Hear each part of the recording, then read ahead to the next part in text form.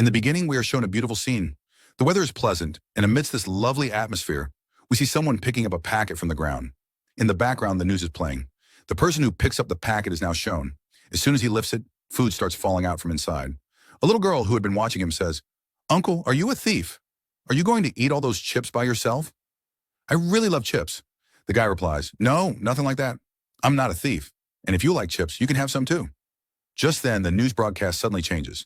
The reporter announces breaking news. A dangerous earthquake has struck near Seoul City. At the same moment, the ground beneath him starts shaking violently.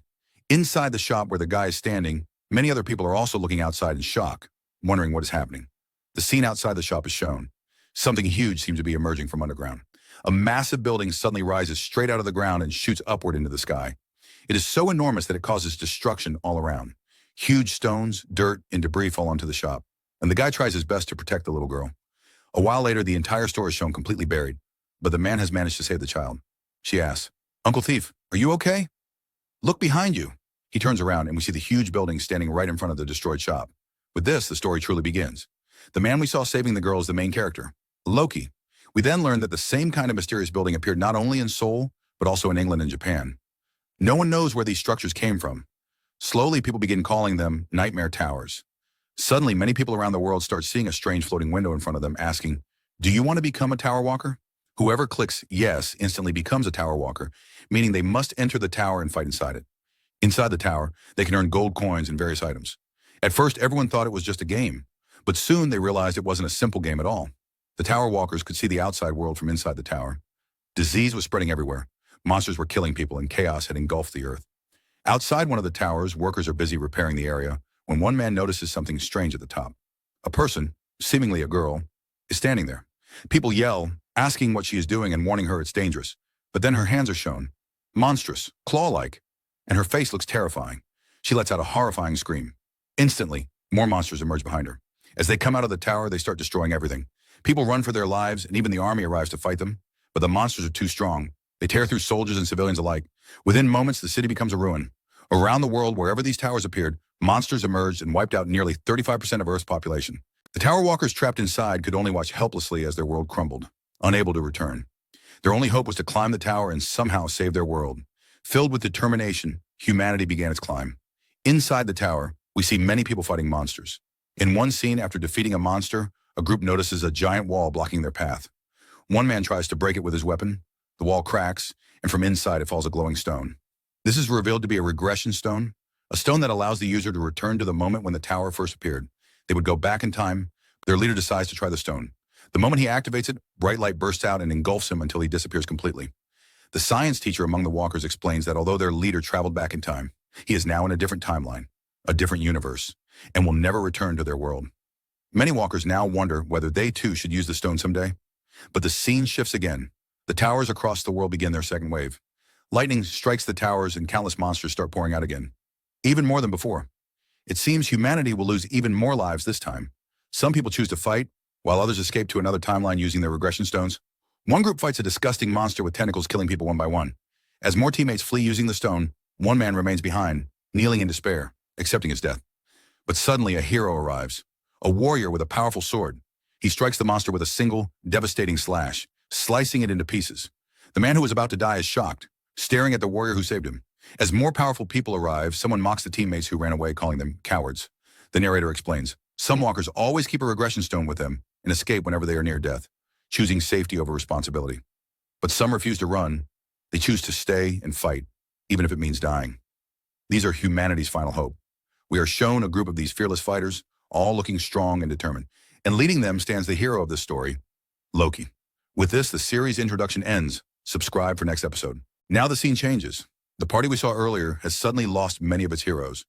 As they were climbing the tower, they reached a certain level where many of their companions died. And now we see our main character, Loki, breathing heavily. He wonders what went wrong, how everything was going so well, and how suddenly everyone died. Loki is severely injured, and then we get a flashback. We see someone's hand being cut off by a samurai-like monster. The party leader charges at the monster, calling Loki to join the fight. Loki replies, "Don't worry, I'll finish this monster right now." He steps forward and slashes with his sword.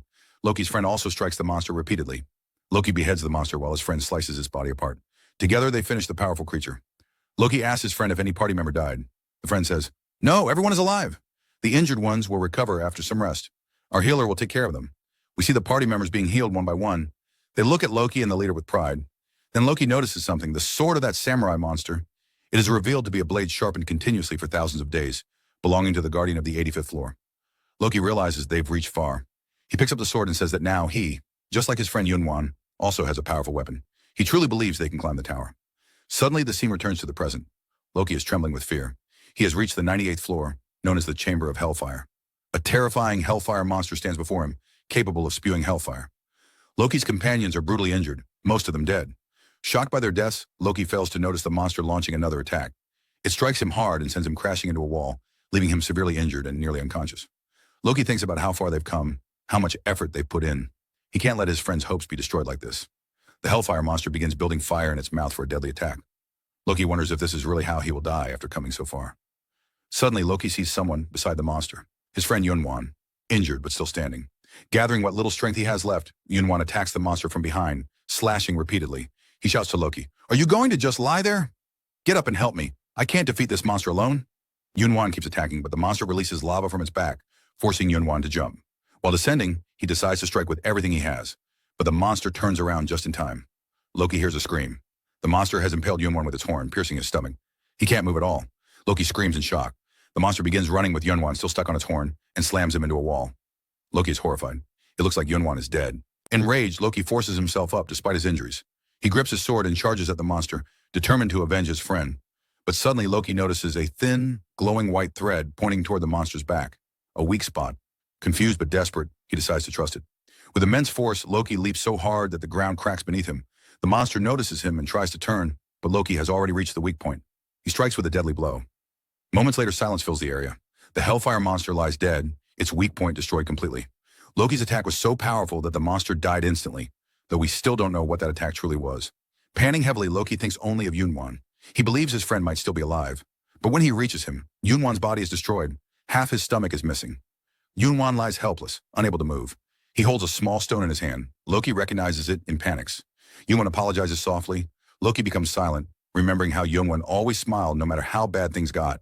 He was known as the Smiling Knight, but now even his smile is gone. Loki turns away from him, telling him to leave before he changes his mind. He walks away believing Yunwan is about to use the regression stone to return in time. But he didn't know. It wasn't the regression stone. Yunwan was holding an ordinary stone. Yunwan smiles and thinks, "My friend must have thought I was a coward. But I'm not like those who ran away." He slowly climbs the stairs, thinking about Loki. He believes Loki is strong enough to save their world and reach the top of the tower. He reaches an open area and sits, smiling as he remembers his friend. Suddenly, Yunwan loses balance and falls backward from the 98th floor. Only his blood remains at the spot. Falling from such a height, he is surely dead. We return to Loki. He reaches a massive door. He stops, remembering his friends. He says that he has to save the world, that he cannot stop here. He must keep moving forward. He opens the door and a burst of icy wind hits him. He steps inside the 99th floor, a world covered entirely in ice. A deadly monster awaits him, and this time, Loki is completely alone. It seems clearing this floor will take him a very long time. We see the 99th floor covered in snow. Suddenly, a dangerous sound fills the air. Our hero Loki is running. His breathing is ragged. Behind him, we see someone unleashing an ice breath attack after attack after attack hits Loki, but he narrowly avoids them. Then a huge strike rains down, spewing dangerous ice directly at Loki. It grazes his hand. Loki somehow manages to survive, and finally we see the dragon monster that guards the 99th floor enormous, and Loki stands right in front of it. The dragon's earlier attack hit Loki's hand, leaving ice forming on it. The dragon, looking at Loki, says, "You little mouse, don't you want to run any further? Are you finally going to give up?" Loki replies, "What nonsense are you talking? I'm not going to give up so quickly." The dragon seems tired of toying with him. Hearing Loki, the dragon grows angry and launches a vicious attack straight at him, which Loki again barely avoids. A little later, we cut to a cave scene made entirely of ice where Loki is hiding. The dragon's shadow passes over the cave. Maybe it's searching for him. The dragon calls out, "What's wrong? Where did you go? Are you trying to hide from the mayor again?" As it speaks, it spreads attacks around outside, but none reach Loki. We see Loki stuffing cloth into his mouth and applying a health potion to his hands. Smoke rises from them, and he winces in pain. Loki says, "I've been stuck on this 99th floor for about 10 years. Reaching up to the 98th floor was already difficult, but the 99th floor is even harder. At this point, we're told about the dragon guarding this floor. It came from Fagatown land." Loki says, "I maxed out my cold resistance, but I still can't stand its breath attack. Its breath is so cold I can't endure it. If it weren't for the items my friends left me, I'd have been dead long ago." On his body, we can see armor forming. It's a protective effect given by his friend, Unwan's RK. Loki looks at his hands and we see a bracelet called the Fire King bracelet. He closes his eyes and thinks, Seol, I miss you. Seol appears in front of him, but only as an imagined vision. Loki murmurs, forgive me. If I had been a bit stronger back then, I could have saved you. He grips the Fire King bracelet tightly. We see brief flashbacks to the past. Someone's sword shattered, and we catch a small glimpse of Seol. Remembering her makes Loki very serious. After a while, someone calls to him. Loki, still thinking of his love, responds, sorry, I wasn't paying attention. Standing before him is a blacksmith who says, tell me, are you going to try again? Loki answers, yes, I have to try. I truly think this time I'll beat it. The blacksmith says, can you really defeat it? Well, seeing your spirit makes me feel good. We learn this blacksmith is the Atops blacksmith, and everyone calls him Jay. We learn the place where Loki is staying is a town built above the 50th floor called Atops. People come and go from all levels, some alive, some dead, but none have given up. The blacksmiths here help every woker until the end. Loki tells Jay, it seems you're the last blacksmith left in Atops. Jay replies, what difference does that make? You're my customer and I'll serve you till the end. Jay says he's heard supply lines from the lower floors have stopped coming. Because of that, Jay can't help much. He thinks they have only a few months of supplies left. Listening, Loki isn't surprised. He knows few people remain alive in the tower. Most people must have died long ago. Loki says he doesn't even know what year it is anymore. 10 tower impacts have already happened on Earth. 10 waves of monsters. And after some time, people stopped worrying. If they were going to die, they would die. So people tried to live however they could. Loki thinks maybe no humans survive outside the tower. Perhaps the only humans left are inside the tower. Jay suddenly stops working and asks Loki if he's ever seen anything strange while climbing the tower. Loki remembers his journey. He says, when we first found the regression stone, I saw some strange writing on a wall. A tower inside a tower, a nightmare inside a nightmare. Loki doesn't know what it meant. He thinks someone wrote it to drive people mad. Jay asks, what did that saying mean? Loki clutches his head and says, don't ask me about that. Suddenly, Jay mentions that the old woman Haren, who worked at the potion shop, has disappeared. It's been a few days since she left. Loki thinks people disappear for two reasons. Either they used the regression stone to go back into the past, or they were killed. Jay keeps working without much reaction. Loki watches Jay and then asks, Jay, teach me some of your blacksmith skills. Jay is shocked, but it seems he really wanted to teach Loki. Loki smiles and watches him. The scene changes again. Loki is back on the 99th floor. We see his feet and then the huge dragon in front of him, which says, so you crawled out of your hole. Honestly, in the whole history of the towers, no one has ever tried to solo the 99th floor. What the dragon means by all towers will be revealed in later episodes. The dragon says, human, I admit you're capable. Hearing praise from the monster, Loki smiles and says, I think this might be the last time someone praises me. 99th floor's most dangerous monster. Loki tells the dragon, you're in for a bad time. I'll finish you soon. The dragon replies, you won't succeed. No matter what you do, you cannot kill me. Loki draws his sword and says, fine. Then come here. Let me show you whether I can kill you or not. Loki notices that the ice armor on the dragon's body is slowly cracking. The dragon, insulted, prepares its ice breath attack and declares he won't speak. Loki will die today. As the dragon charges its ice breath, Loki rushes forward and seems about to leap into the dragon's mouth, as if trying to pierce its belly. What happens next will be revealed in the next scene. Suddenly, massive explosions start shaking the entire floor. The dragon's ice breath spreads everywhere, freezing the ground as another violent blast erupts. Drops of blood hit the ground, and then we finally see the truth. Loki, as always, is getting beaten brutally by the dragon. But this time the damage is far worse. Even so, Loki is still trying to move his body somehow. Seeing this, the dragon mocks him. So, you still refuse to give up? Fight me all you want, but it won't change anything. Hearing these words, Loki begins imagining things. He sees all his friends dead, their hands reaching out to him, as if pulling him toward them. He can't tell if they're dragging him down with them or pleading. Their faces appear close to his, saying, Loki, you must do this for us. We all gave our lives climbing this tower. You are our last hope. You cannot die here. All these memories flood Loki's mind. Loki then replies, you little mutt, you talk too much. Suddenly, Loki draws his sword. Ice had already formed all over his body, but he shatters it with a single swing. Then he launches at the dragon with rapid, continuous stab attacks, one after another. The dragon laughs. Is stabbing all you can do with that sword? Did you never learn anything else? You should just surrender. You'll never defeat me with such a pathetic technique. Loki then starts narrating his past. He explains that he began climbing the tower much later than everyone else. Because of this, he missed out on all the basic skills and hidden classes that had already been taken by other players long ago. With nothing left for him, he stopped caring about acquiring skills and focused on only one thing, stabbing. He practiced his stab attack endlessly. He trained so obsessively that he performed his stab attack 50 million times. Thanks to this insane training, many monsters became easy to defeat. He mastered stabbing. With time, he noticed changes. His thrust became faster, stronger, and more powerful. Even a single stab carried immense force. His technique was no longer a simple movement. It had evolved into a hidden skill, but since he created it through practice, it wasn't registered as an official skill, meaning it cost him no mana and he could use it endlessly. The story returns to the present. Loki is still stabbing the dragon relentlessly again and again, but his attacks aren't even scratching the dragon's scales. Loki explains that to give the dragon even a tiny scratch, he must stab the exact same spot 100 times. Watching Loki's frantic attacks, the dragon sighs, "Enough!" Then it unleashes its ice breath. Loki is directly in front of its mouth. He has no time to dodge. He thinks, "This is it. I'm going to die." But at that moment, he sees something familiar, a white light. It's the same light he saw on the 98th floor, right before he defeated that monster. He instantly thinks, if it worked before, maybe it'll work again. He follows the same pattern as before, copying that mysterious light's movement. Loki's power surges. With a single perfectly executed attack, he tears open the dragon's jaw, creating a huge hole inside its mouth. Loki collapses afterward, exhausted and bleeding heavily. The dragon rises, one of its eyes pierced and its jaw shattered. Growling, it says, "You've crossed the line. I will not let you leave alive." Loki mocks him. "Was my attack not powerful enough? Looks like you want even more." The dragon unfurls its wings. "Don't get cocky. You only injured me by accident. Now I'll show you what a real attack is." The dragon soars into the sky and unleashes a massive, fully charged ice breath attack.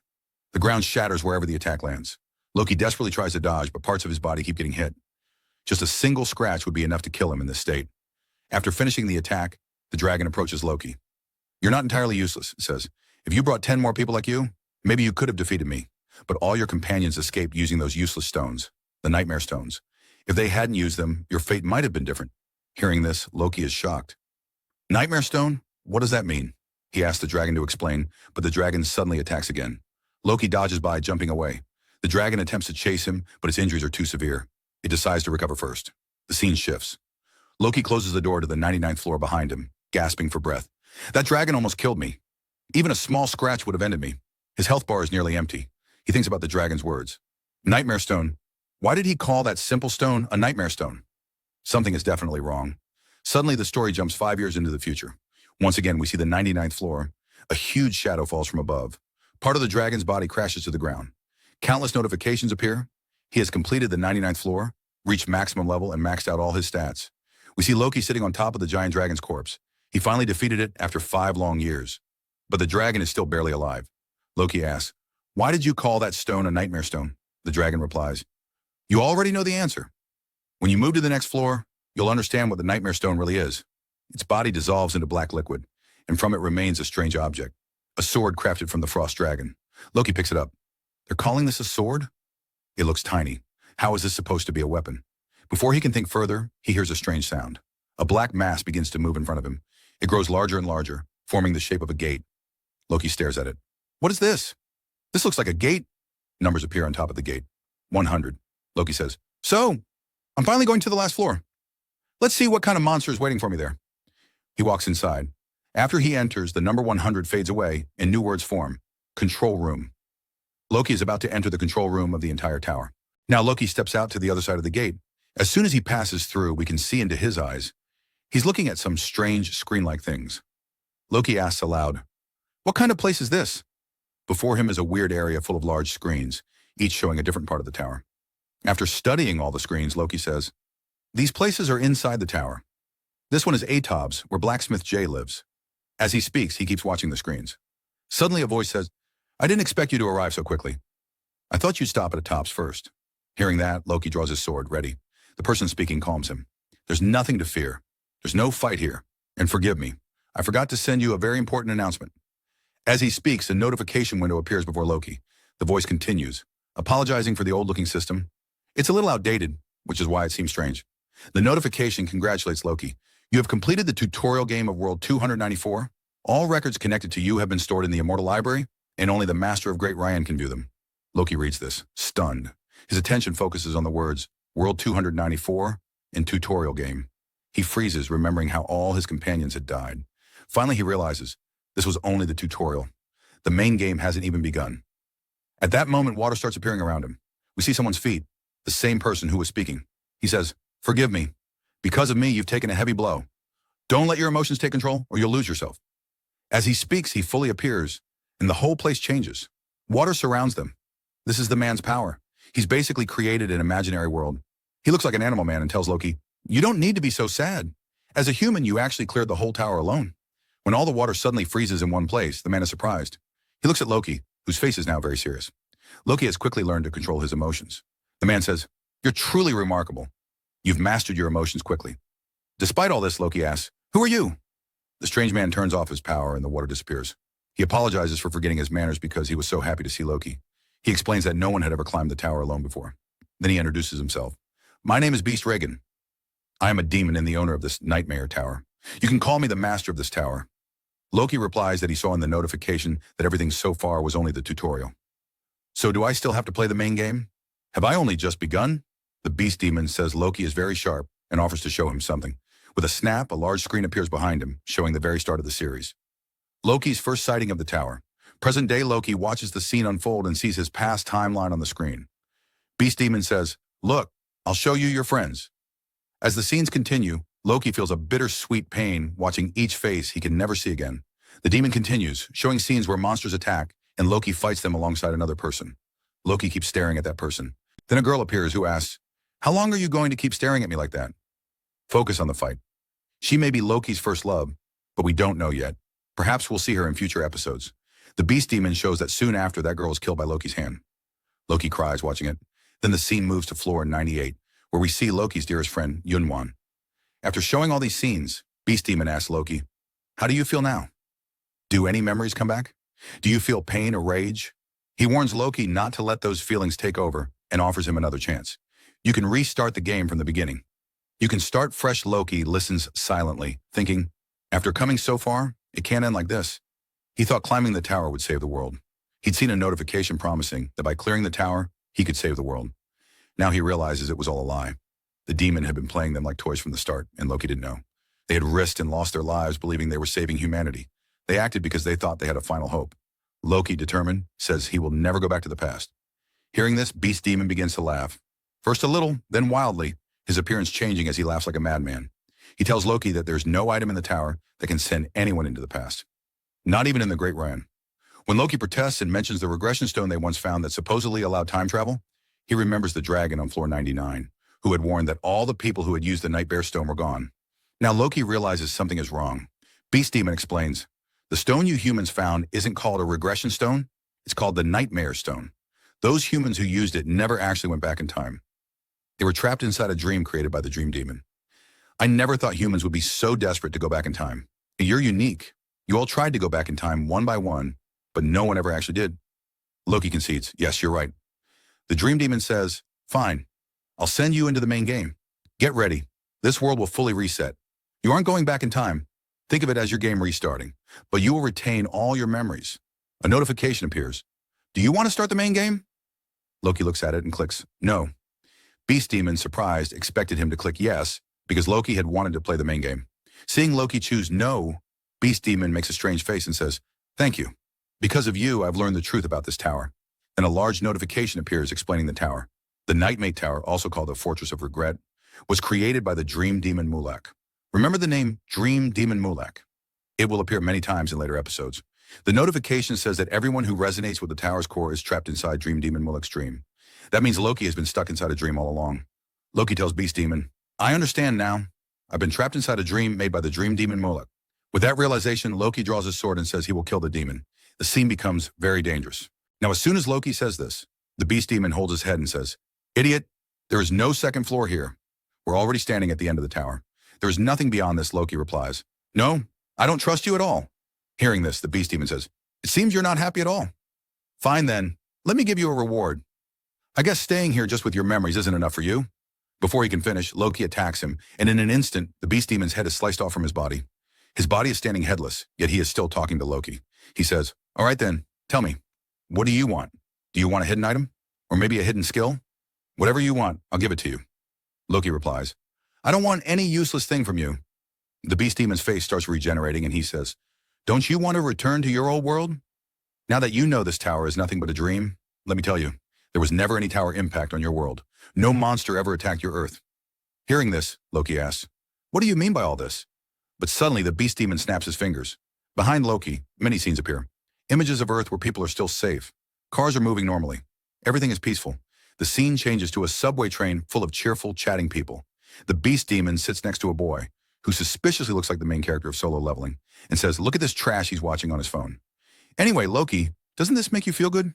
Everyone you cared about is still alive. Then he says, wait, I forgot to show you something important. The scene shifts to a strange place. Many people are lying unconscious on hospital beds.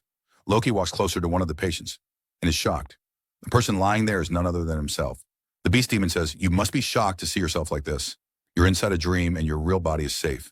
You've spent many years inside this tower, but only a few months have passed in the real world. So tell me, what's your decision? Do you still think you can defeat me and go to some next floor? If you're still planning to kill me, let me tell you, the difference between us is like the difference between a human and a dragon. Loki replies, if that's all the difference between us, then let me tell you, I defeated a dragon not long ago. Killing you won't be that hard. Hearing this, the beast demon becomes furious and says, you're still talking nonsense. But before he can finish, Loki attacks again and destroys him completely with a step attack. The scene changes. A door opens and we see Loki in terrible condition. He enters the workshop of Jai, the blacksmith, and says, Jai, I'm here. But Jai is gone. No one is there anymore. So Loki repairs his sword by himself. Jai had taught him blacksmithing before leaving, so Loki could now craft his own weapon. Loki says, it has been almost 73 days. Every day I try to defeat him, but for some reason, I can't even scratch him. Yet he never kills me either. I don't know why, but he never tries to finish me off. No matter how many days it takes, even if it takes years, I will definitely defeat him someday. The beast demon is seen nervously biting his nails and muttering, you must stay patient. I can't kill such a valuable product carelessly. This is the most special product I've ever found. A rare case. Even gods want to buy him. Even demons want him. If I sell him at a high price, I can repay all my debts. Then the door opens again. Loki enters and attacks him once more.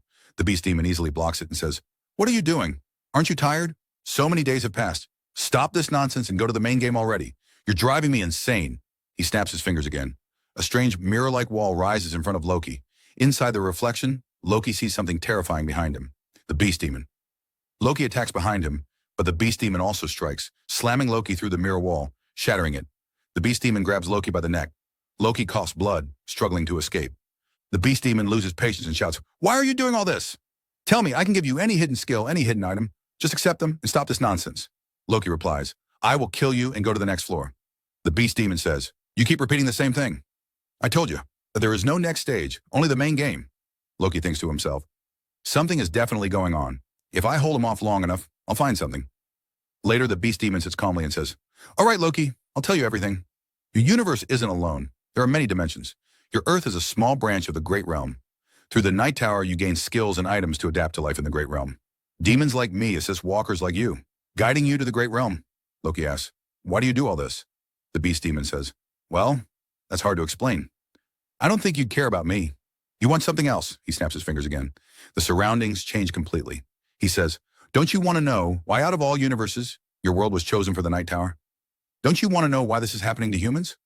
Loki listens carefully. The beast demon says, honestly, I just randomly chose your world. Loki says, that's enough. I don't want to know anything else. Just tell me why you run this Night Tower. Why do you do this kind of work? Hearing this, the beast demon becomes silent. Then he awkwardly says, oh, I just volunteer here. Demons love volunteering. There's a place called Paradise where walkers and demons live happily together. Other demons even help walkers. But Loki isn't listening. His eyes are fixed on something above the beast demon's head. A strange message is floating above him. This message is from your master. Tell me, is the product ready yet? Even if he refuses to advance, do not kill him. Just manipulate him and convince him somehow. Loki sees this and understands everything. The beast demon is stalling him, wasting his time, lying nonstop. So now we are suddenly shown some scenes from the past. Here we can see Loki's status window. All his stat points are completely maxed out.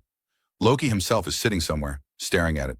His entire body is bleeding, but he seems to be drinking some potion, most likely a healing potion, to heal himself. After drinking it, Loki says, all my abilities and stat points have already reached their maximum, yet I still can't defeat him. Every time he beats me brutally, and every time I lose, I'm forced to come back. I don't understand what is happening anymore. I don't think a human can ever defeat a demon. It feels like everything is happening because of this world system. Because of the system, I can't grow any further. As Loki says this, he suddenly feels something strange inside his body. His body and senses feel weird. Feeling this sensation, he suddenly jumps up and says, what was that? I just felt something really strange. But what could it be? Loki looks ahead and he sees many tiny particles floating around. He asks, what are these things? Am I hallucinating? Am I too exhausted? Is that why I'm seeing such strange things? He touches one of the particles and it instantly shatters into pieces. Loki says that these particles look very strange. Some look like smoke, some look like sugar cubes. Sometimes they are solid, Sometimes they're extremely soft. He wonders why he's able to see them. Each particle has a completely different shape. He says each particle must mean something. Maybe these are the tiny matters that make up the world. The entire world might be made from these tiny particles. With this, the scene returns to the present. Some strange words appear. Loki's eyes are locked onto them. Loki asks the beast demon, "Tell me, who are these masters you work for? Are they kings of some kingdoms?" Hearing this, the beast demon says, "Looks like you're finally getting interested. Fine, I'll tell you. All those masters are the greatest rulers of the great realm.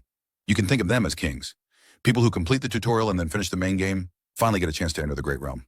All the masters then recommend them into their own parties." Loki asks, "Recommend into their parties? What do you mean?" The beast demon explains, "Your future depends on which master you choose. If you do as I say, I can send you to a really good master. Your future will be amazing. But before all that, you must follow my instructions. First, you must enter the main game." After hearing everything, Loki says, "You sound like someone trying to sell insurance." The beast demon replies, "No, no. I'm actually a very good person." As he talks, Loki keeps seeing strange words forming and disappearing above the beast demon's head. Loki says, "All right then. After about 10 days, I'll do exactly what you say, and I'll leave this place." After saying this, Loki leaves. 9 days pass.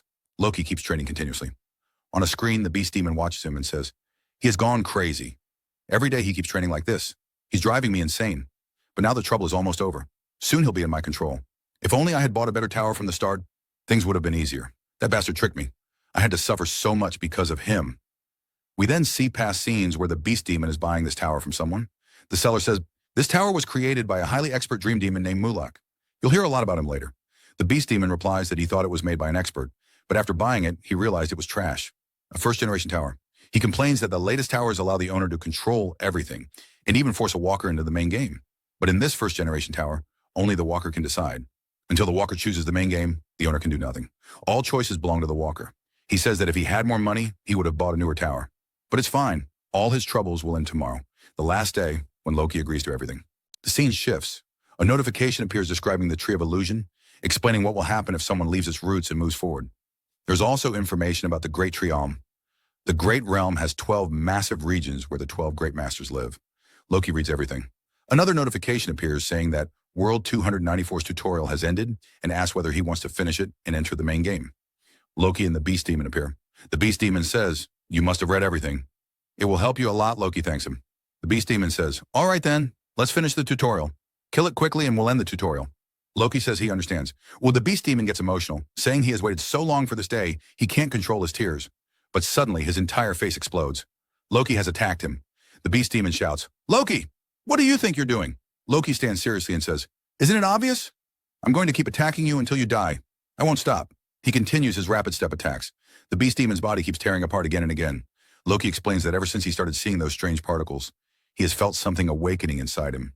He feels something changing within his step attacks, like some hidden growth increasing with each strike. As he says this, the beast demon suddenly attacks with his claws. The claws come close to Loki, but there is a flash of light. Loki strikes again, completely obliterating the beast demon's arm and body. Loki says he finally feels alive, as if something inside him is awakening. Suddenly, a formation appears under his feet. Black tentacle-like things rise and attack him. The beast demon says, "This is the black iron wood of floor 91. You won't be able to cut it." His body regenerates, though his arm grows slowly. He says, "I've never met a human like you. If you were never going to listen, you should have told me earlier. I would have killed you right from the start." The beast demon traps Loki. Loki asks what he plans to do, reminding him that the game cannot end without his consent. The beast demon says, "True, but there's something I never told you. If a walker reaches the 100th floor and refuses to enter the main game, the tower gives them only 100 days to decide. After 100 days, they're automatically forced into the main game, and you're close to the deadline, so I just need to keep you trapped." The beast demon starts leaving, but Loki says, "Your name is Beast Demon, but in the great realm, everyone knows you as a betrayer." The beast demon freezes. Loki continues, "You're 784 years old. You've traveled across 128 worlds. You spent your whole life cultivating, producing products." The beast demon is shocked and asks how Loki knows all this. Loki doesn't stop. He says, "I know who you plan to hand me over to after I finish the main game. The Master of Darkness, one of the 12 great masters." The beast demon panics and asks, "Who are you?" We then see Loki's point of view. Strange words appear above the beast demon's head. A message from the Master of Darkness. Loki says, "You're asking who I am. Don't you know? I'm the very product you've been cultivating for years. But I am no longer under your control. I'm no one's product anymore. From now on, I will live my own life, on my own terms." With that, Loki breaks free. After Loki's attack, we can see that all the plant roots holding him have been sliced apart, and in the middle of them, something is glowing. That shining object is none other than Loki's sword. His sword is radiating an incredibly dangerous power. And then Loki launches a deadly step attack on the beast demon. The beast demon is shocked after witnessing this terrifying surge of power. He keeps wondering, what is this? He tries to protect himself somehow, but suddenly he notices something on his shoulder and is startled. The beast demon uses his claws to slash at Loki, but Loki easily dodges it using his sword. The beast demon steps back, clutching his shoulder. When we look at his shoulder, it becomes clear that Loki's attack is causing him immense pain this time. The beast demon cannot heal this wound. He says, "How is this even possible? How are you able to injure me like this?" While saying this, he keeps staring at Loki's sword, whose power has changed drastically. Its color is shifting, and a strange aura is flowing from it. And the beast demon looks at Loki and says, "What is happening? Has he become an adapted player?" Maybe Loki's adaptation has finally awakened. Loki truly looks extremely powerful now. A bizarre aura surrounds his whole body. Suddenly, we see Loki's past.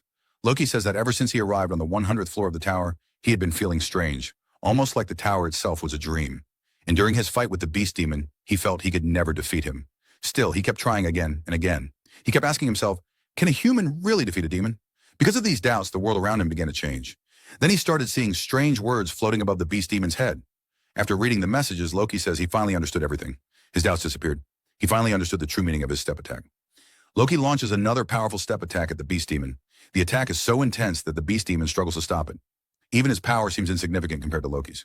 The beast demon begins to weaken rapidly and screams, "Activate my link power immediately!" A notification appears, stating that his power has been temporarily increased. The beast demon's body transforms into a much more terrifying form. His power multiplies. He says, "Loki, now I won't spare you. If you want to survive, surrender." He attacks Loki relentlessly. This time, Loki starts having difficulty. The beast demon's claws leave deep scratches on Loki's body. The beast demon says, "Loki, I'm impressed. Your trial is barely over, and you've already adapted. But remember, you're still human. You don't get overwhelming power in the first adaptation. You cannot stand against the beast demon." The beast demon injures Loki brutally. Loki, badly hurt, wonders if it will all end right here. His grip on his sword loosens, and he feels himself collapsing. But then suddenly Loki says in his mind, "No, I will not give up so easily." He grabs his sword tightly again. We then see a number appear. Loki has used his step attack 9 billion times in his life. If he uses it 10 more times, his total will reach 10 billion.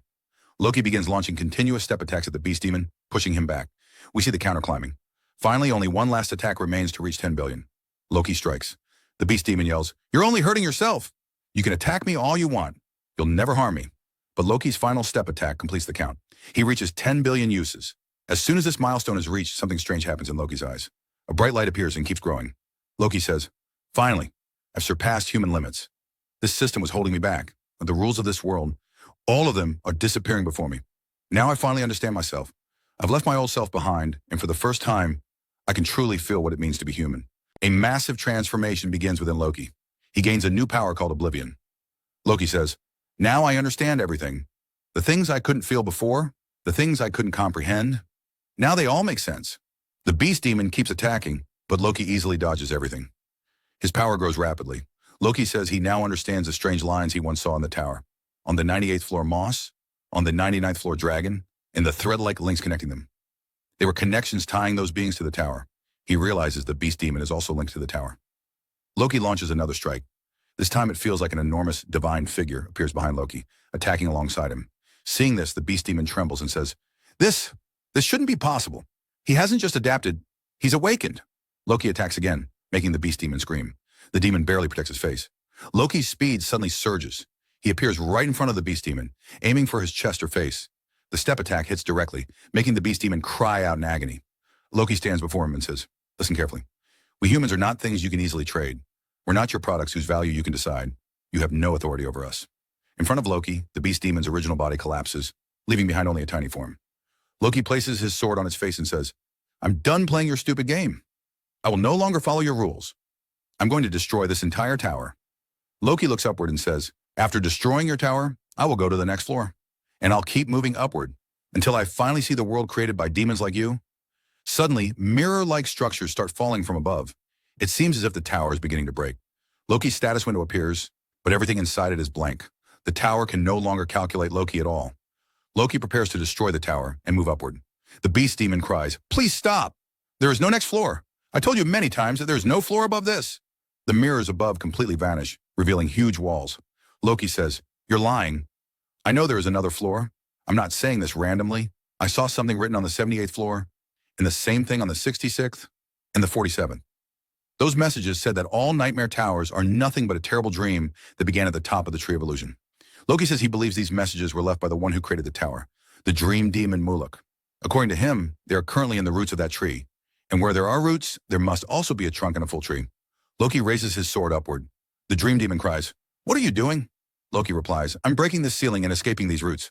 I will climb the full Tree of Illusion." Loki unleashes a devastating attack toward the ceiling. The dream demon screams, "No! Please spare my tower! Don't do this!" The entire tower begins collapsing. A notification appears. The system is trying to calculate the tutorial game's records, but the calculations keep failing. Finally, the system declares, "Game failed." The tutorial ends completely. The scene shifts suddenly. We see a jungle with lush greenery. Someone is breathing heavily. That person is Loki. He looks around and says, "So I've finally found it. This is the next level, and this is where my journey will continue." The scene suddenly changes. We see terrifying feet, not human feet, but those of a beast, a wolf with lion-like features. Its power is extremely dangerous. These wolves have surrounded our Loki. But Loki isn't afraid of them at all. Once they jump and attack him, the first wolf lunges forward. As it reaches Loki, he performs a very small stab, a move he calls a cell stab. With Loki's small stab, the wolf's body splits into two pieces. Loki then turns and sees an even more dangerous, huge wolf behind him. Not with one head, but 5 lion heads, a passing wolf whose power is devastating. Everyone watching knows that a normal stab won't be enough. It requires more force. Loki says that and delivers a stab attack. We see it's a normal stab, but it completely rips the 5-headed wolf apart. In one strike, Loki kills this massive creature. Loki looks at the lion heads and then pulls them off. Holding all 5 heads of that wolf, Loki says this monster is really weak. Or maybe all the monsters here are weak.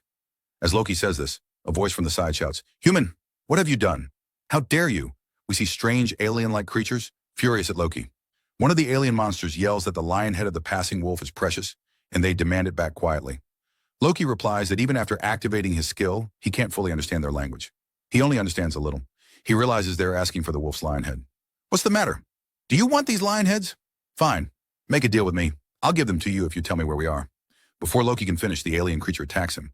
This creature is extremely fast, but Loki easily dodges and warns, "If you attack me again, you'll all be killed by my hands." Still, the alien attacks again. This time Loki gets serious. He draws his sword, deflects the attack, and screams from everyone around a herd. The next scene shows Loki slaying most of those weird creatures, though one remains alive, badly wounded. Loki asks it who this place is. The alien snarls that how dare a low-level creature like Loki speak to them like that. Listening, Loki grabs the alien's antenna-like thing and pulls it, making the alien scream loudly.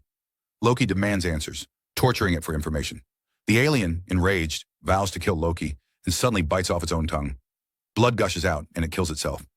Loki watches and says, "What a strange person. Why would they do that? What do they gain?" Loki then rips out the alien's antenna and thinks about what to do with it. He buries it in the ground, like a ritual, similar to lighting a candle or incense for the dead in Korea or Japan. While doing this, he inspects the alien's belongings, thinking, "Maybe I can use something from these." He finds a strange, small pouch, a small-dimension backpack. Loki says, "Great, an inventory.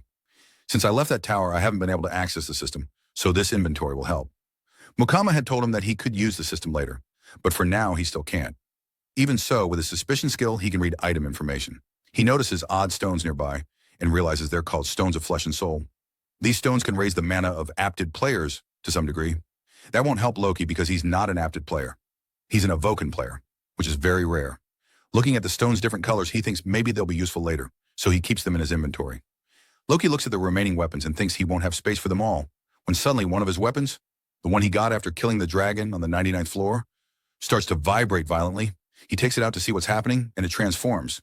A mouth forms on the weapon, and it starts biting the other weapons that belong to those alien creatures. We hear chewing sounds. Loki watches, thinking, "I'd never have believed this if I hadn't seen it." Then his eye falls on a paper. He picks it up and opens it. It's a strange map showing large mounds and a huge tree, possibly the Tree of Illusion.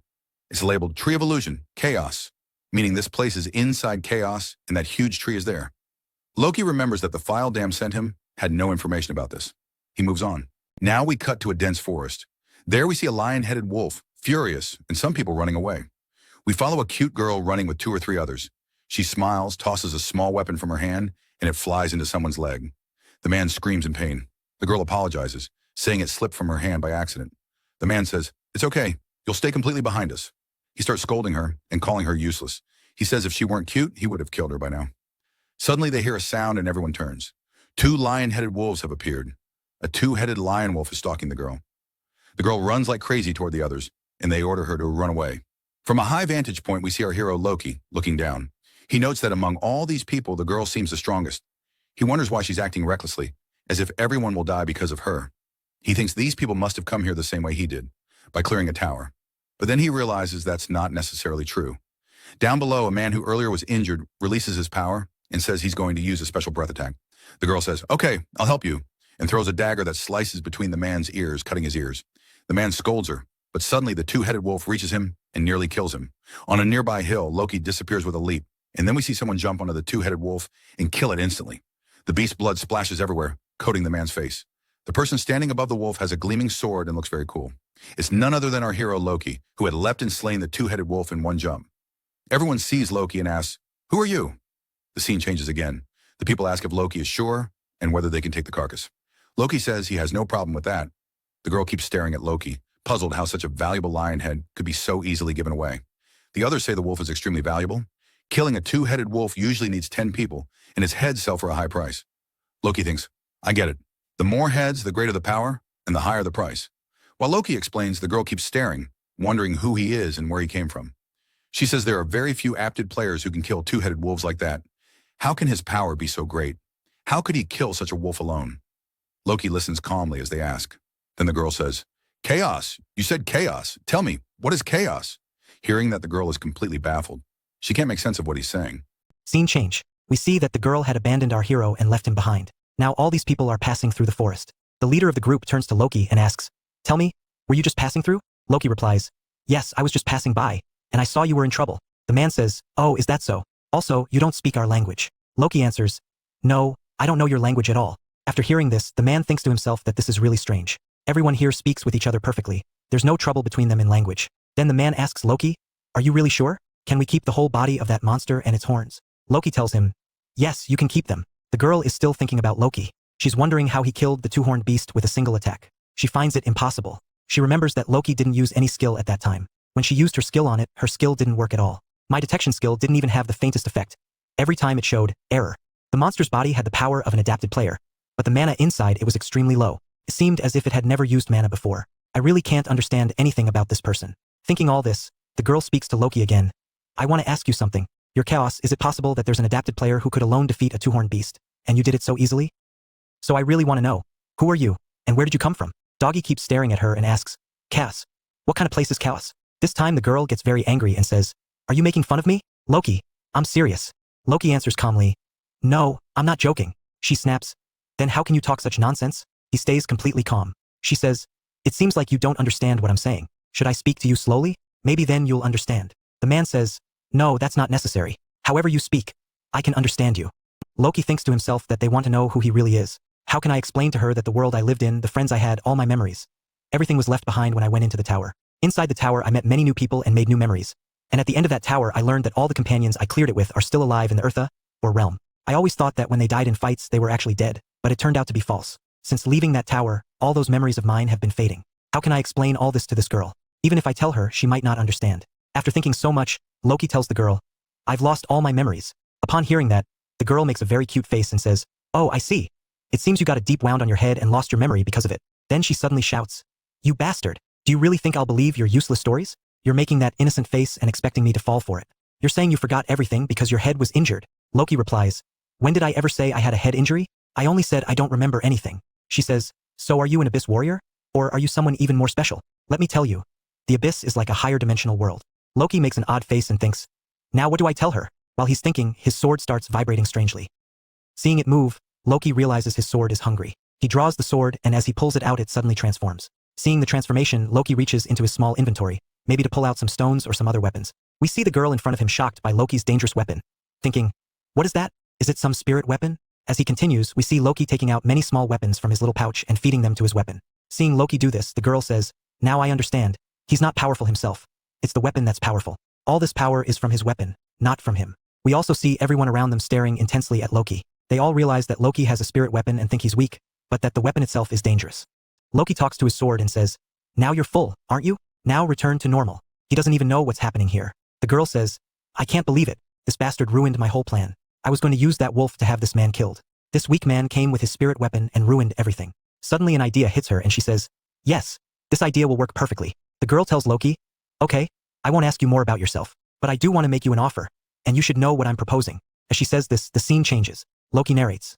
The girl says her name is Mino and she taught him a little about chaos and about the people here. She says these people belong to the Red Fox clan and are basically thugs. In plain terms, the girl named Mino wants Loki to kill these people for her, and she says they will soon try to kill her too. As Loki tells this, the scene shifts to night. The group's man says, it's getting dark. We should set up camp quickly. If we wander at night, the horned wolves will wake up, so we should stop here. They set up camp.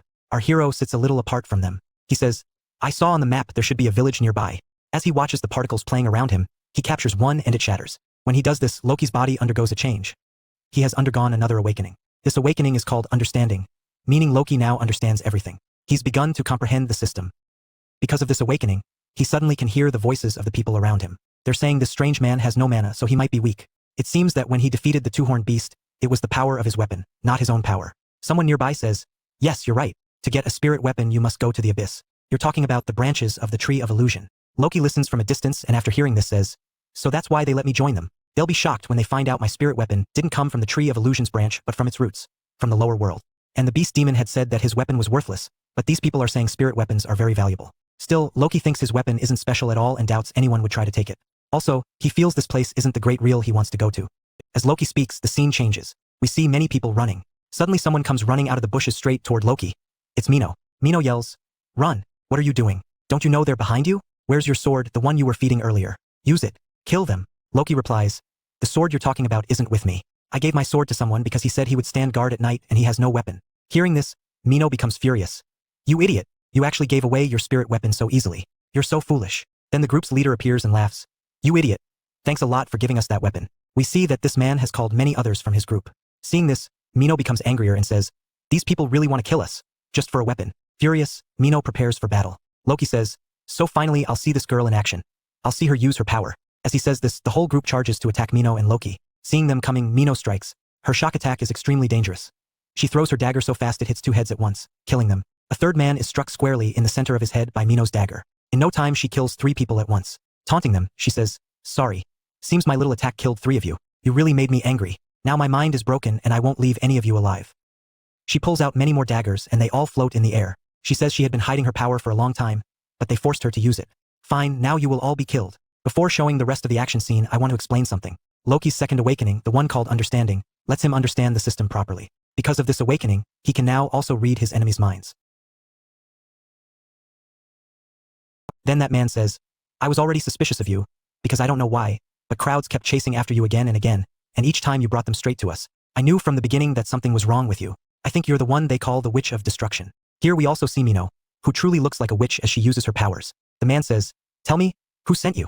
Were you sent by someone from the Black Forest? Hearing this, Mino replies, what difference does it make now? What does it matter who sent me to kill you? What you should know is that you've killed many people, and because of that, a lot of people in the caves want to see you dead. Saying this, Mino begins her attack on them. On the other side, the clan member attacks Mino's daggers using Loki's sword. With just a single slash, all of her daggers break. Holding Loki's sword, he stands confidently and says, if you have any last words, say them now, because today, I'm going to kill you. Hearing this, Mino says, do you really think you can defeat me with just a small spirit weapon? The man replies, do you think I came to kill you with only a spirit weapon? You're mistaken. I have more people with me. Hearing his voice, Mino looks around and says, all the people I see here are at least first stage adapted players.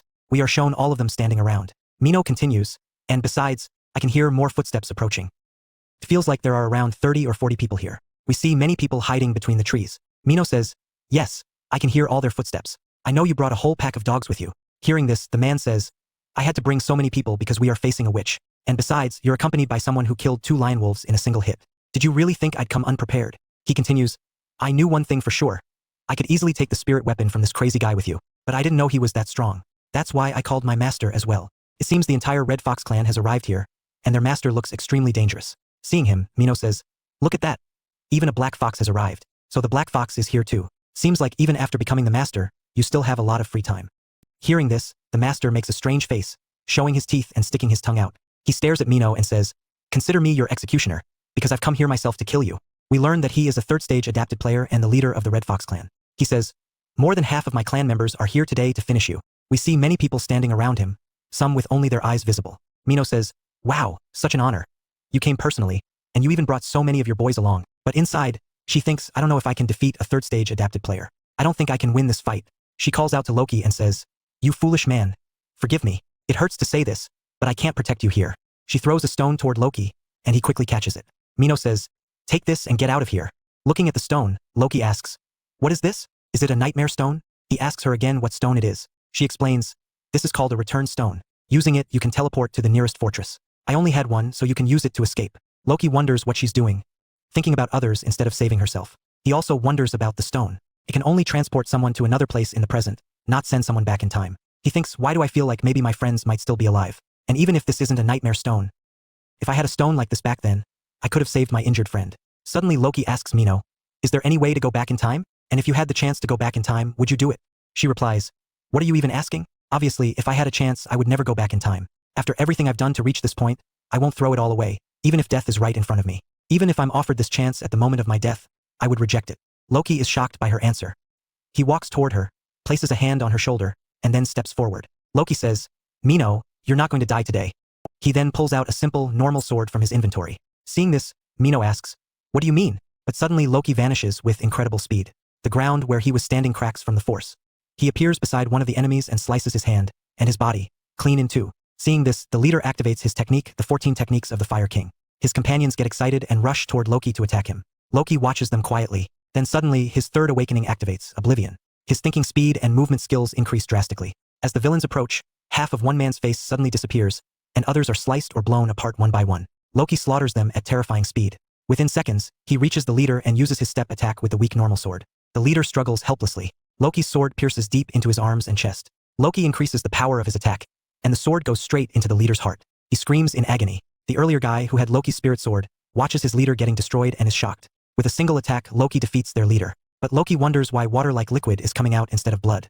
The man holding Loki's spirit sword runs to him, kneels and says, Master, here is your sword. It came to me by accident, and hands it back respectfully. Now with his real sword, Loki turns as the remaining enemies try to flee.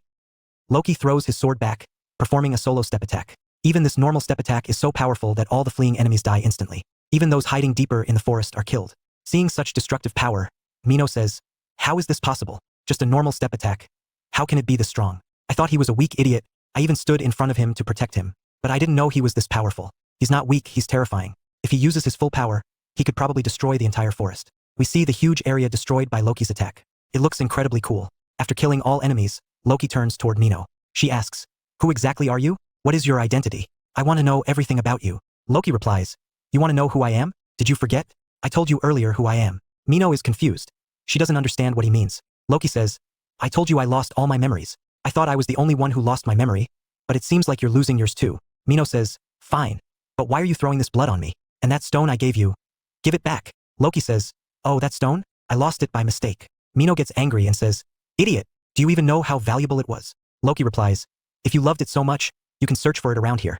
The scene changes. We see a fire burning. Loki sits beside it, looking at the sky and thinking, it's so peaceful here. On the other side, Mino is frantically tearing apart Loki's inventory pouch, desperately searching for her stone. She mutters, I was such an idiot to give him my stone. I should never have done that. Meanwhile, Loki is feeding his spirit weapon with a normal weapon. Then Loki suddenly says, isn't it strange? You know about me, and yet you ask who I am. Mino says, I don't know who you are. Loki replies, you know that I'm a human. That's enough.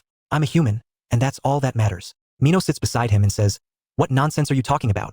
Loki asks, Mino, are you a human? She says, obviously, I'm a human. Loki says, if you're a human, that's enough. He becomes completely quiet, and Mino just keeps looking at him, confused. She thinks, what is he trying to say? I don't understand anything. But looking at his face, something feels strange. Somehow he's right. We're both humans. Maybe that's all we need to know. The scene changes to the next morning. Miho asks Loki if he truly remembers nothing about where he came from, suggesting he might have arrived from the abyss or the Great Realm. Loki confirms he remembers nothing. Miho then admits she's jealous of him for having no memories. Loki is surprised that she's jealous of his memory loss. Miho explains that she's not the only one. Everyone in this house, Chaos, envies him because those who arrive here generally have a dangerous reason for their presence. Loki asks her to clarify what she means and to tell him how she came to be here. Miho suddenly stops and tells him that she should warn him. The moment he understands what he has asked, he will regret the question. The narrator hints that Miho's meaning will soon become clear. Miho and Loki continue walking and reach a strange, castle-like structure called the Gorgon Fortress. Miho states they finally arrived as they head towards the gate. Loki, however, notices a strange summoning-like area nearby, which reminds him of the first floor of the tower. He says it looks just like the spot where they were summoned when they first entered the tower. Suddenly, a light appears, and Loki is shocked by what he sees. Numerous people, naked and screaming in distress. Some crying, some yelling in pain. They shout things like, "My head is cut off," "My arm is cut off," or "My stomach is pierced." Yet they look physically normal. Loki observes that people only make those faces when they are being killed. Miho looks at the new arrivals and says, "Look, more people have arrived." Loki urges her to stop and explain what this means. Miho replies, "Now you are starting to understand what you asked me earlier. How did I end up in chaos? This is your answer. I arrived here just like all of them. I advise you never to ask anyone this question again." Loki is horrified, watching the people cry and check their bodies for injuries. Miho then welcomes him to this world, which they call the world of the dead, also known as chaos. Several officers arrive, ordering everyone to start working. The officers, wearing distinct clothing, begin to give clothes to the newly arrived people. One high-ranking officer, James, is called out by Miho, who greets him. "James, it's been a while."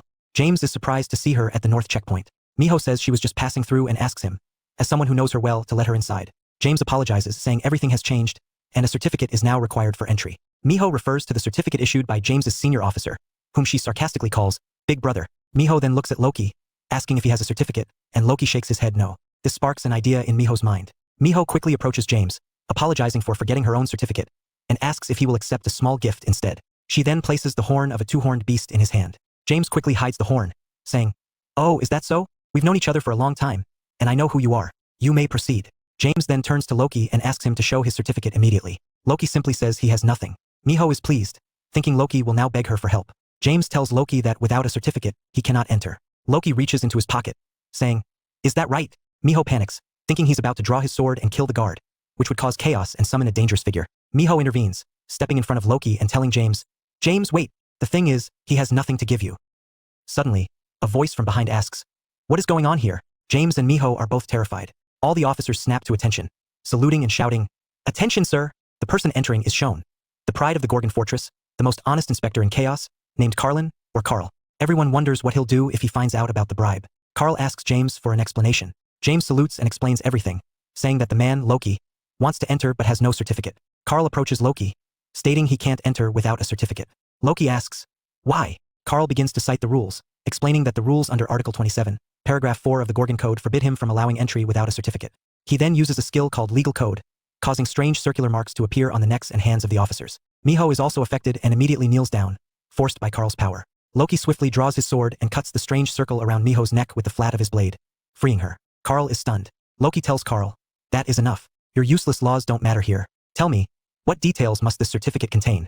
Carl explains that it needs his name, where he is coming from, his skills, and any criminal record or other information about him. He promises to let Loki pass without the physical certificate if he provides all the details. Loki flatly refuses. Carl begins to use a skill again, saying if Loki won't comply, he will have to apprehend him. Carl uses a skill called Silver Bond, summoning numerous white chains that wrap around Loki's hands and body. The chains suddenly begin to tremble and then, in the next second, they shatter completely. Loki didn't even use a skill. He simply stood there. The officers and Carl are shocked. Carl asks how he did it.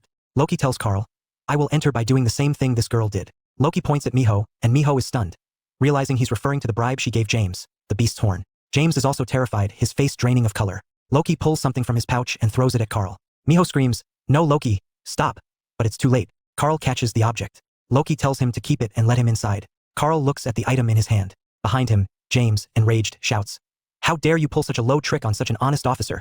Carl stops James and says, "So your name is Loki?" Loki confirms it. Carl continues, "The line of Nokium, I've been waiting for you for many days." The narrator notes that Carl's meaning is unclear. The scene shifts to Miho, whose head is near a device that issues a warning. Warning. Spirit contamination has increased to 15%. Administer a recovery pill immediately. Carl explains to Miho that her spirit is corrupted and she knows what to do to fix it. Miho confirms she knows. Loki asks what spirit contamination is. Miho explains that it's a disease affecting everyone in chaos. Simply by existing in chaos, one spirit becomes contaminated. When the level reaches maximum, it's the end. The only thing that can stop the contamination is the horn of the two-horned beast, the one she gave James. She mentions that everyone needs them, and she thanks Loki because she got one thanks to him. Carl then says he will scan Loki. He points a device at Loki which features an eye-like symbol.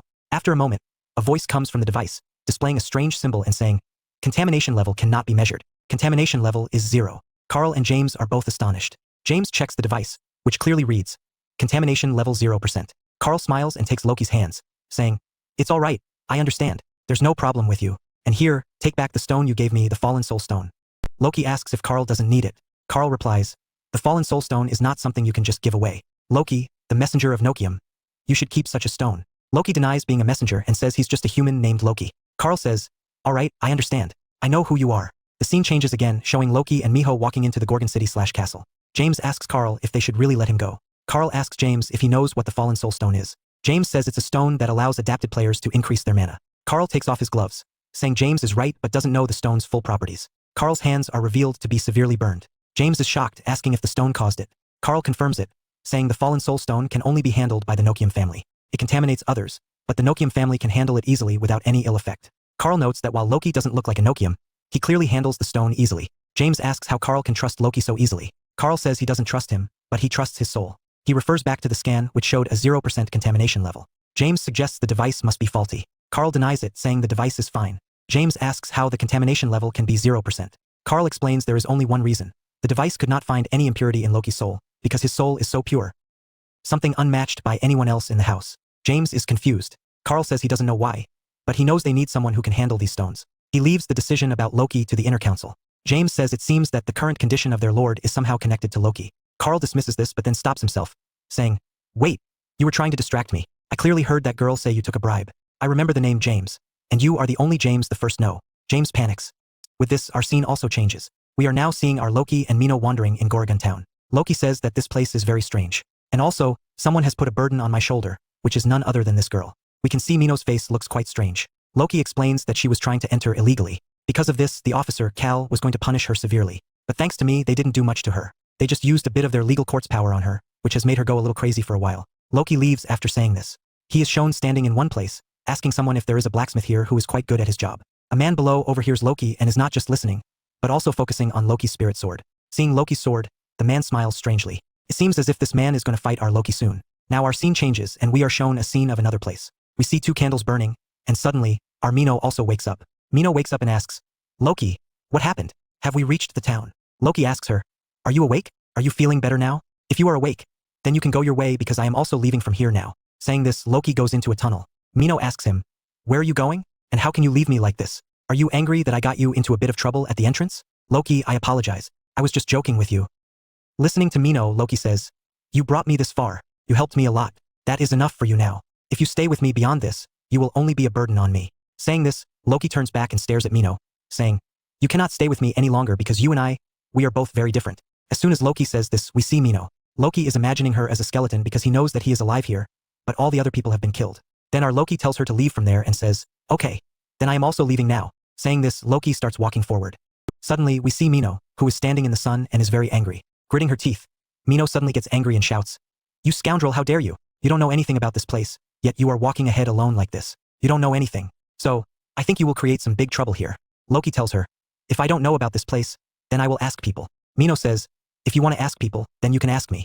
Listening to Mino, Loki keeps looking at her, and then he tells her that he is looking for a dream demon. Let me tell you all, our Loki is currently looking for the dream demon who built his tower. That means our Loki is looking for the dream demon Malak. Mino looks at him and says, "Okay, then, I have an idea by which you can find that dream demon. She knows a place where they might get some information. Do you want to go to that place?"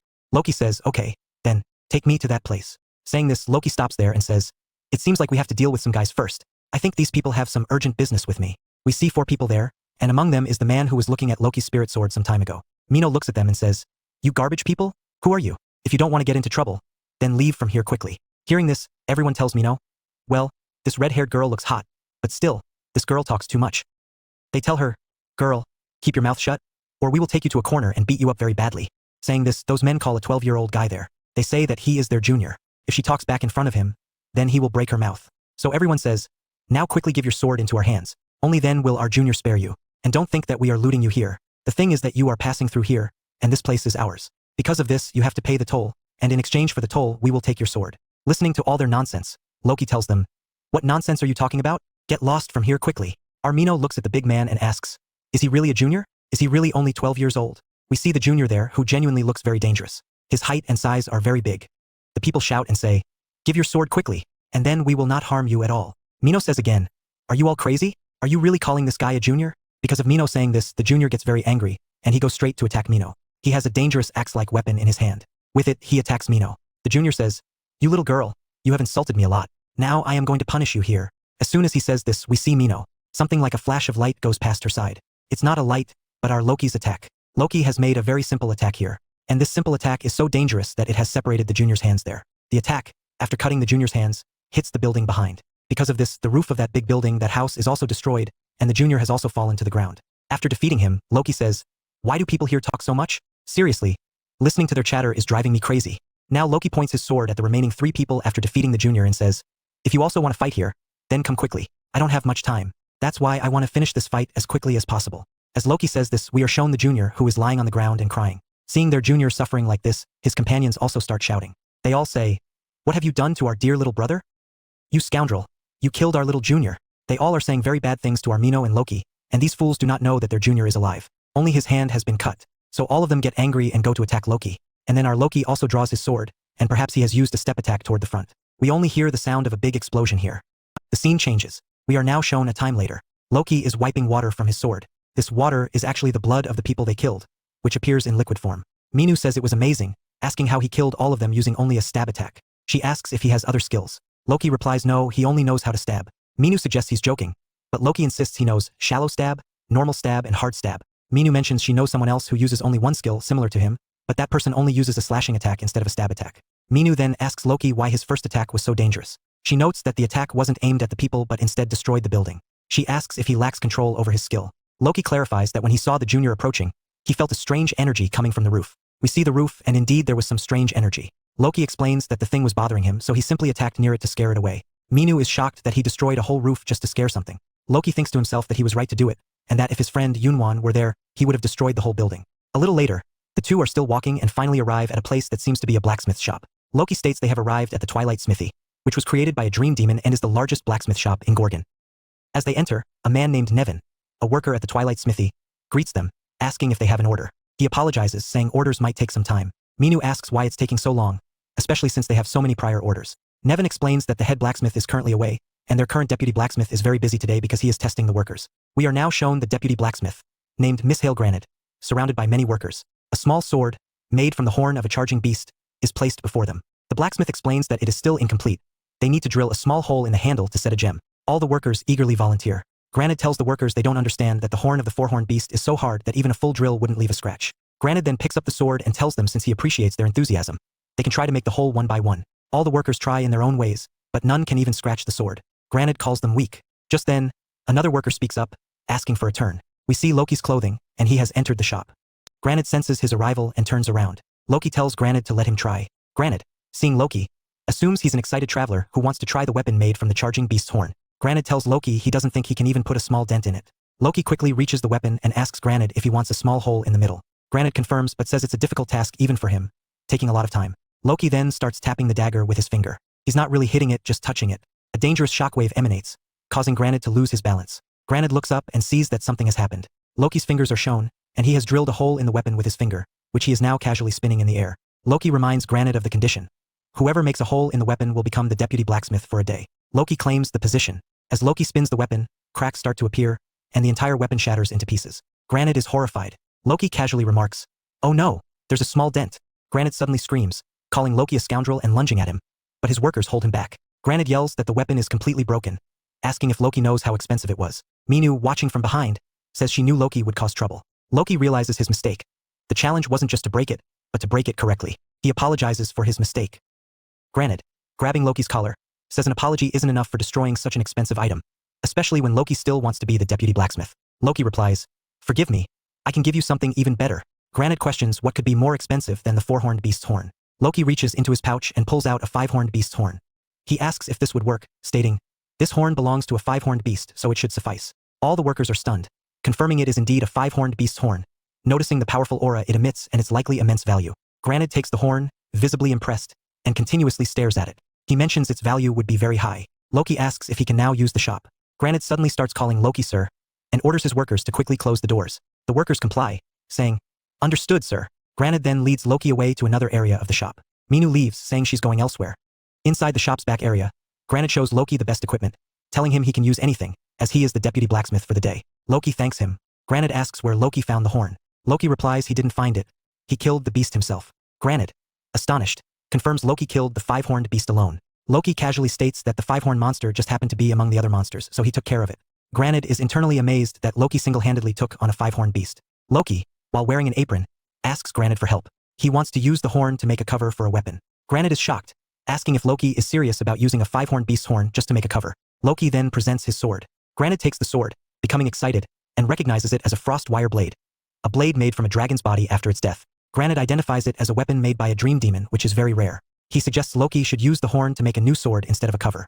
As Granite suggests this, Loki's spirit weapon suddenly gets angry and leaps from Granite's hands. The weapon, which now has a face, starts eating the 5-horned beast's horn. Granite is shocked, realizing it's a spirit weapon. He thinks to himself that the weapon seems to have the soul of a high-level, higher-dimensional species, and he can't understand how it got stuck in a sword. Granite points out that the sword is evolving. Loki is shown the sword changing. Granite says it looks like a normal evolution, and once it's complete, Loki will have to name it, as a spirit weapon forgets its previous name after evolution. He also notes that since the sword ate the horn, Loki will need something else for the cover. Granite suggests naming the weapon Pick Sword. Since it ate the 5-horned beast's horn, Loki rejects the name, calling it awful. Loki tells Granite not to worry about the horn and presents him with another 5-horned beast's horn. Granite is completely stunned, realizing Loki must have even more of them. He's amazed by Loki. Granite asks Loki how he can help. Loki first says he wants to see Granite's work, asking to see his skill.